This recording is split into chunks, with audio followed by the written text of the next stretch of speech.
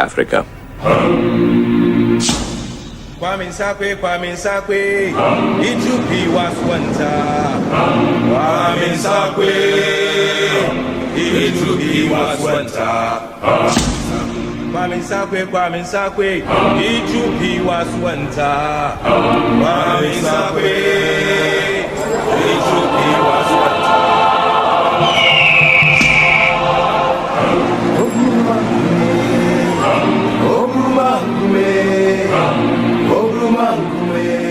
My name is Samuel GH, popularly known as Samuel Peter, and I'm a PhD student from Durban University of Technology in South Africa.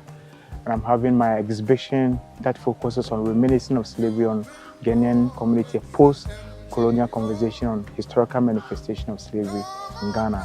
And with this show, I showcase the enduring legacies that emanated during the slave trade, and also zero in into the commodities that were used in exchange of human bodies. So when you come inside to the show, a curatorial study has been stated which confirms the needful point of helping humanity to enjoy what is good and what is peaceful, rather than to enjoy ourselves into enslavement. So when you get into the exhibition, I'm showcasing some of the vital commodities, including alcohol bottles, including mirrors, including clothes, cowrie shells, and other materials that were brought into our world and was used to enslave our own ancestors during the transatlantic slave trade. So I'm welcoming everybody to come in and enjoy this exhibition that is ongoing. Curatorial statement: pains of no return.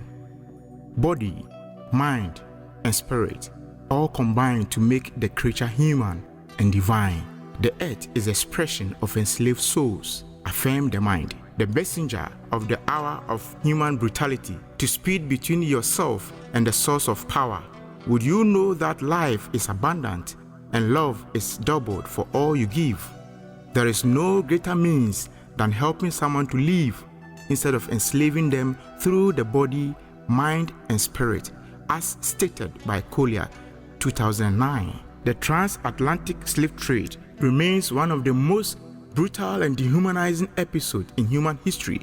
In examining its legacy, pains of no return confront the profound inhumanity of the trade whilst honoring the resilience of those who endured it. This mixed media art installation seeks to evoke a visceral response, shedding light on the enduring impact of this dark chapter in Ghana and by extension Africa's history and the broader African diaspora. Drawing from extensive research, the exhibition focuses on the commodities exchanged for human lives during the transatlantic slave trade. Empty alcohol bottles, mirrors, firearms, abandoned sewing machines, chains, shackles, sugar, jute bags, cowrie shells, slave ship, and spices, including salt, were used. These materials are not mere artifacts. They represent the commodification of human beings, the violent transaction of bodies, minds, and spirits for the sake of social mobility and economic gain. They bear witnesses to a legacy that transcends the past, continue to shape our understanding of human worth and dignity in the present. The installation amplifies the symbolic and aesthetic significance of these slave commodities, revealing their role in the dehumanization process and their ongoing relevance in today's world. The trade of human lives, once an objectified transaction, continue to echo through contemporary issues of human trafficking, the commodification of culture, and the exploration of marginalized communities. Yet, this exhibition goes beyond historical reflection. It is an invitation to reconsider the mental enslavement that persists in the global economy, where human beings are often reduced to commodities in the pursuit of power, status, and supremacy. The pains of no return challenges us to disentangle ourselves from the mental prisons that perpetuate these legacies. It urges us to redefine our collective consciousness, questioning how we value life, identity, and freedom. So I showcase some of the remnants, which include sewing machines, include alcohol, include mirrors, cloth, and other materials that were brought by these Europeans. Now we look at for things like salt, sugar, and other spices that were also used in exchange of human bodies. So when you come in here, these are the things that were used in exchange of our own ancestors, and they were transported into the New World. So I welcome all of you to have a look. I did some replica of the guns that were also taking part of the entire trade, and this gun will really help during the trade. Many Akan communities were using this gun to extend and expand their territories, including the Ashantis and other tribes, and it gave them a lot of power, which gave them some kind of supremacy within other ethnic groups. So during the trade, many other tribes also enjoyed. Now I'll look up for how slaves were treated. Some were hanged with rope. Their costumes were given in a different manner. The kind of attire that they were wearing was totally stitched and sewn in a different way, not fine as we can see from other costumes that we see in the environment. So, not doing away with the commodities, I also tried to zero in some of them, including the sewing machine, by painting abstract version of these, tool or these product that were used during the slave trade. So I come in with an abstraction version of these sewing machines, which also become paramount in our traditional cultural heritage, to the point that when you're even going to marry, you must be able to buy a sewing machine as a dowry list to help you have a woman who will be the love of your life. So that tool or that machine became a tool of enslavement or a tool for exchangement or exchangeability. So I also have some of the materials that were used, for example, the mirror, which was also used as a commodity to exchange human bodies. And the story from Commander that I, through my research, confirmed that when they look at the mirror, their soul has already been captured by the mirror. So if they don't buy and take the mirror, they are going to carry their souls away to Europe. So therefore, they were tempted and forced to take these commodities as part of things that they cherish, which was also a lure kind of strategy to just get our exploitative material from this soil. You may see some of the maps. These are the ways how the slaves were transported within the compartment of the ship. And they were well arranged. Some were very hardly packed within the ship compartment, and some were brutalized. As they were even arranged within the compartment, they were also chained, and they were also brutalized. And the kind of diseases and other unwanted condition that they faced during the trip to the New World was so disastrous. So I also have those maps. Another painting on the sewing machine. And this one is also focused on some of the commodities. And this is how the dehumanization of the enslavement of humans were being happening. How females were prevented from speaking, how they were restricted from doing whatever that they have to do, and they have to comply with the rules and the principles of the Europeans. And these are some of the kind of treatment that they were going through. You cover their mouth, they cover their hands and legs with chains and shackles.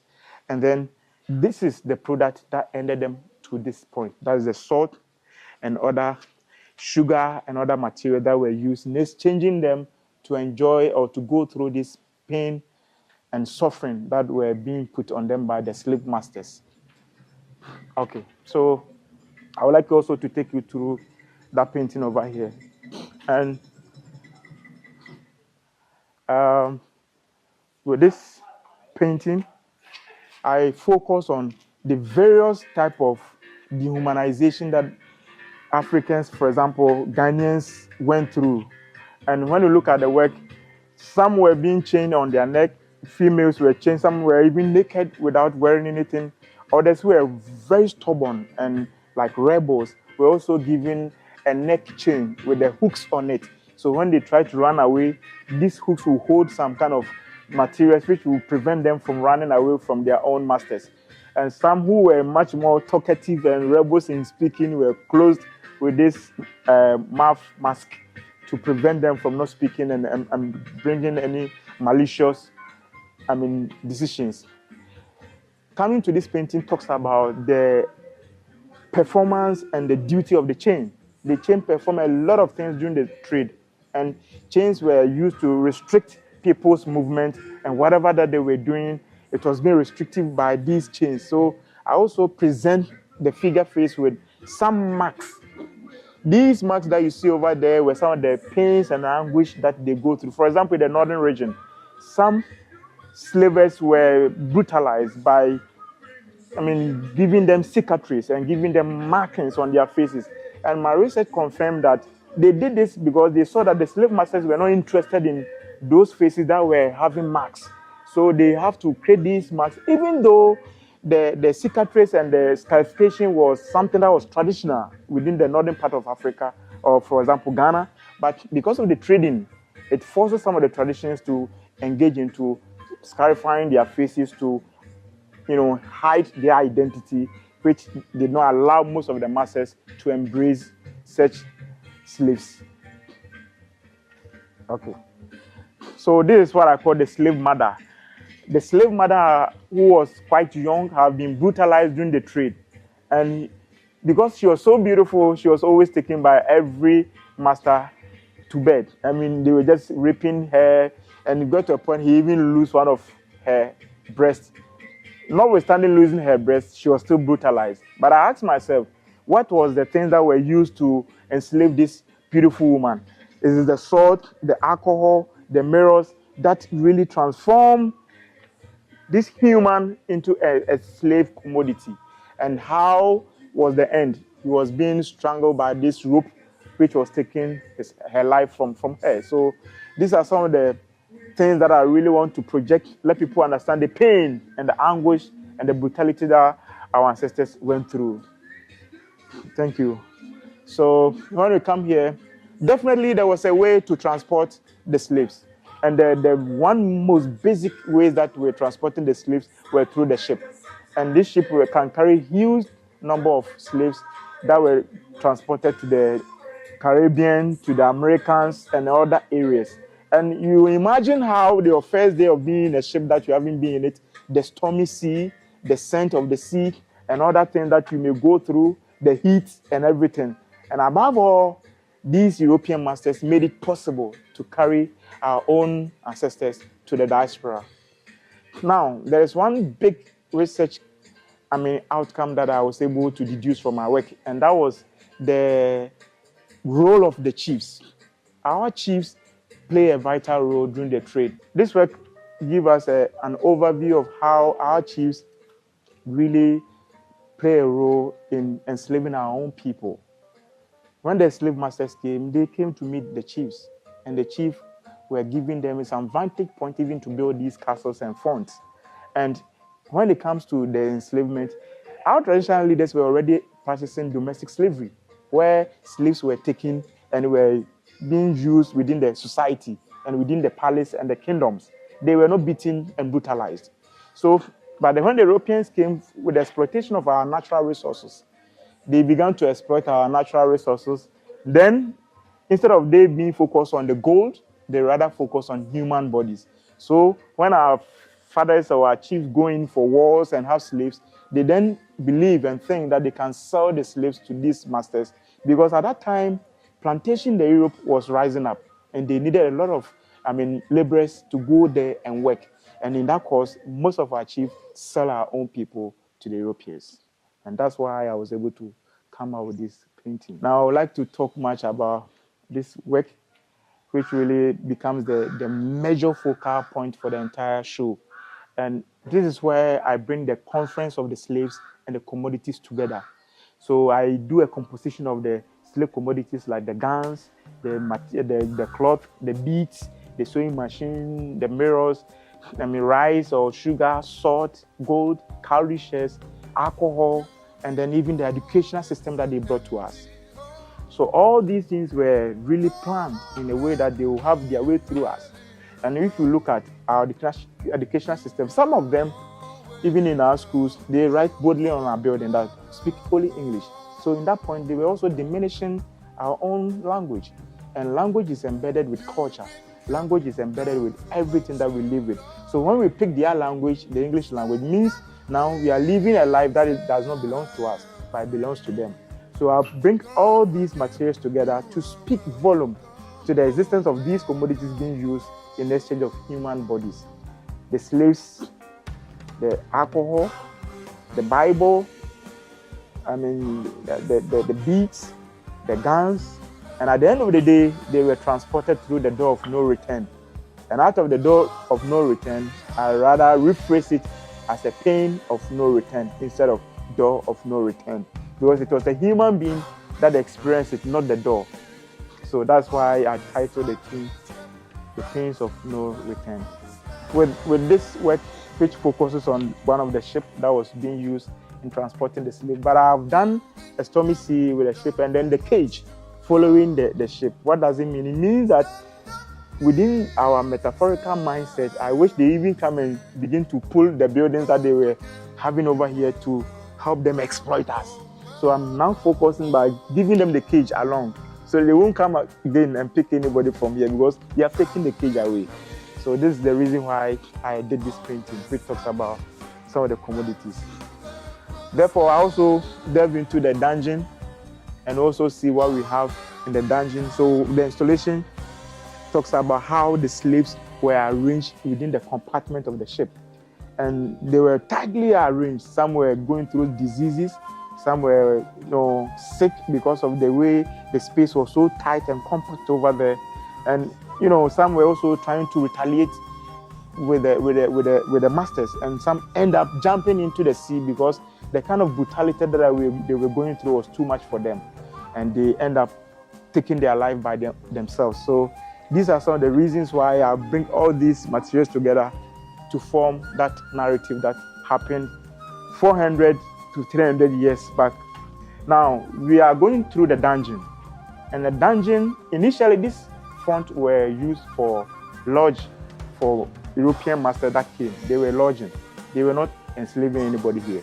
But when they get to the point of exploiting from the material commodity to the human commodity, then they began to create dungeons. So we have a female dungeon, then we have a male dungeon over here. So I'll take you through the dungeon. And these are some of the replica guns that were made. And I also make sure to use some of the commodities on the canvas, like, composing some of them, like the bottle, the mirror, on the cloth, which speak volume to the commodities that were used. So within here, I felt so important to also begin to work on the commodities themselves by painting on some of the mirrors and creating scenes of the slavery on the mirror, because a mirror becomes a reflection of yourself. So while you are even observing the work, you also see yourself in there to mimic the kind of brutality and the experience that these ancestors went through. So children were not left out. Children were also enslaved. So I also do some images of children and elderly people, male and female. They were all enslaved. Through my research, it confirmed that about sometimes 50 or 80 pieces of cowrie shells can get one female. 150 pieces of cowrie shell can get 2 males. And the amount of the cowrie shell that you present will help you to get a kind of, slaves that you want. So I also bring in the cowrie shell. That was a currency. It became a currency during the trade. And the slave masters brought them, even though they got some of these cowrie shells over here in our land, and they were using it in exchanging of us, which was very, very bad and sad. Beyond that, I also bring in some images on the mirror with children who were also brutalized, chained, restricted by their movement and everything that they needed to do. I also captured it through here. I work more with the mirror because I feel the mirror helps you to reflect on yourself. You see yourself through. And this is how the slaves were being marched from the northern territory to the southern territory. They went through Asin Manso. They get their own last batch at Asin Manso, and then they transport them about 4 to 5 kilometers back to Elimina Castle and the Cape Town Castle, where they end up transporting them to the New World. So that was the march, and they were walking barefooted with nothing on their feet. And the struggle of the bush, wild animals and everything, yes, so they went through. So I see the African body to be very tough, and we are spiritually strong, no matter what. So some of the mirrors, I intentionally broke the mirror because how valuable is this product to us? It got to a point it gets broken. So how do we value all these things? And it was machinated, it was used in exchange of human bodies. Then the last portion of the dungeon, I also presented some of the slaves and the commodities, and then together with the mirrors and the guns that were used in exchange of the. So instead of putting human beings here, I'm rather putting the products that were used in exchange of the human bodies into the dungeons. The exhibition calls for a return not of bodies, but of consciousness, a return to a place of mental liberation, where the stories of our ancestors inform future built on equity, respect, and human dignity. Through this immense experience, Pains of No Return compels viewers to confront the haunting remnants of the transatlantic slave trade, reflecting on how these past injustices continue to shape the cultural and social landscapes of the present and the future.